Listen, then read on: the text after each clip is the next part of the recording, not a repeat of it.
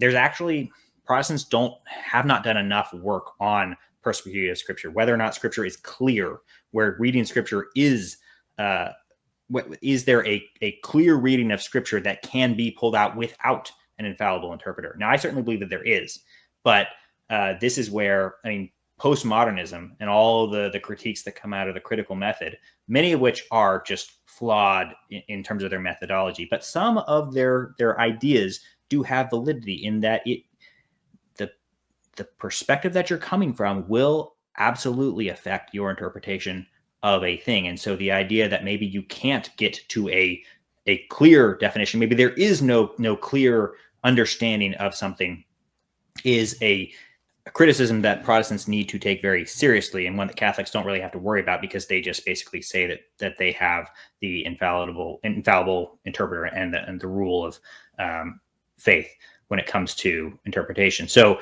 perspicuity of Scripture is a serious topic, and it's a real challenge. There are answers to the challenge, but it is something that Protestants need to take very seriously. This idea that is Scripture actually clear? Yeah, that was going to be on my point to Chris earlier, is that, yeah, when you think about every individual having to interpret Scripture on their own, yeah, it leads to obvious, horrifying outcomes that we've all seen. And I had a slight disagreement with my pastor about in the what's it called, the Constitution of the Church.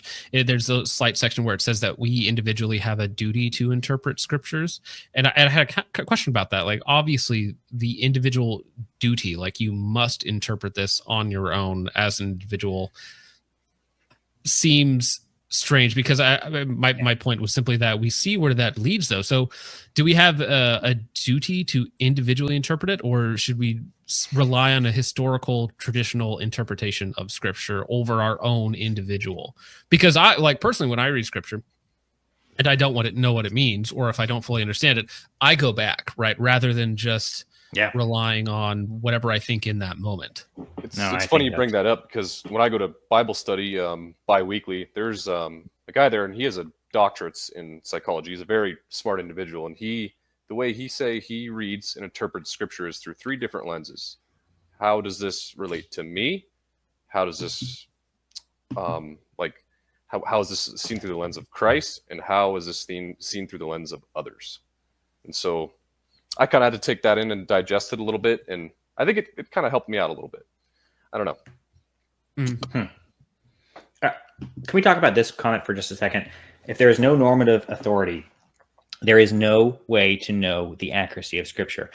And I think that that's correct. The Protestant position is that you cannot know with certainty,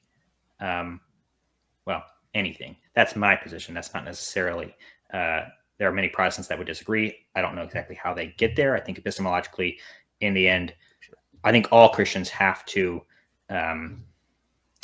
accept that in terms of at least the psychology, in terms of how you personally view something, there is no certainty, at least not any version of certainty that doesn't require faith, right? So if you're using the word certainty to refer to something that still relies on a leap of faith, and then you have certainty, well, that's not really certainty in a philosophical sense, but you can call it whatever you want. But in terms of certainty that doesn't require faith, you can't have it. And actually, I think no one can have it. That's certainly, in my understanding of epistemology, that's just the way it has to be. Not everyone agrees with that. We will have to get into that in later streams, because there's lots to say on that item. But this is a valid question, and the answer is we don't know, and I think we can't know. Well, I mean, there are. If you want to take the position that, like, Jesus is the normative authority and he quotes Scripture, right?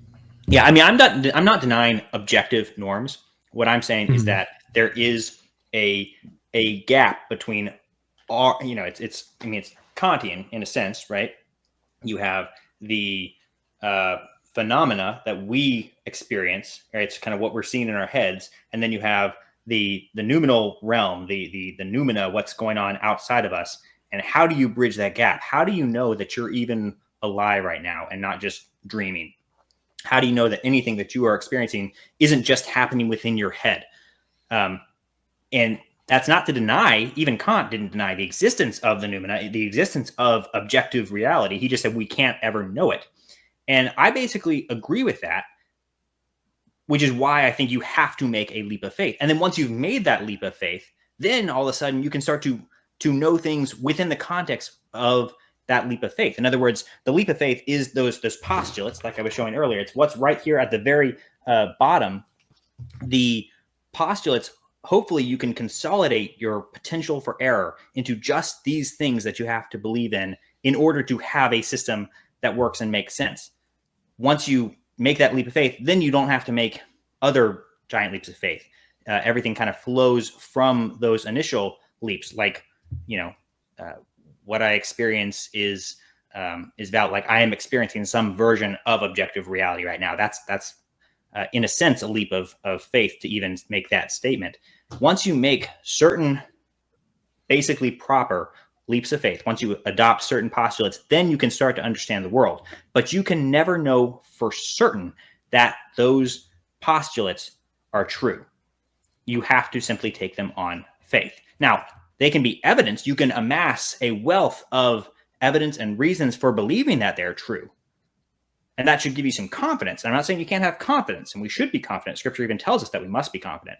But epistemologically, we do not have the certainty that we thought we had in a pre-Kantian era. Kant did a pretty good job of critiquing that way of thinking, in my opinion. Man, you're really making it heavy in here, man. You're making me think. Would you stop doing that? My brain hurts. We're going to start talking about what the nature of is. Yeah, well. Well, but Bill Clinton on here. Yeah, hopefully not in the same context that made that. It depends on what your definition of is, Yana.